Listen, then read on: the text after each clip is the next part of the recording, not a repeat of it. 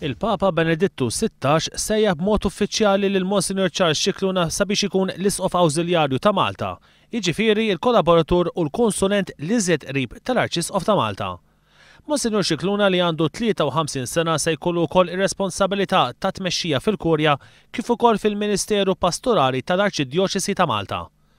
Huwa se jieħu l-ordinazzjoni episkopali nhar l-24 ta' Novembru li ġej u bekk isir membru tal-Konferenza Episkopali Maltija flimkien ma' Monsignor Arċisqof Pawlu Cremona u mal-Isqof ta' Għawdex Monsignor Mario Grech.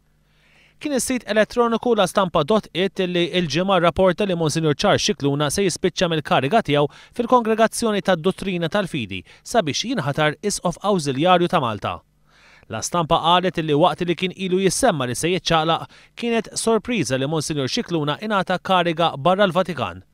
Huwa se jibda jokkupa l-kariga ta' Isqof Awżiljarju ta' Malta li kienet okkupata minn Monsignor Annetto De Pasquale illi miet fid-29 ta' Novembru li għadda.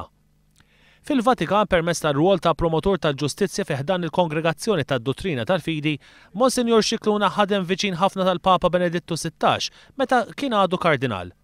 Scicluna huwa magħruf għall-mentalità tiegħu ta' tolleranza żero fil-konfront ta' abbużi sesswali minn nies tal-kleru fuq it-tfal u kien anke ikkritika lill-Knisja lokali għal mod kif kienet qed tkaxkar saqajja dwar każi ta' abbużi f'Malta.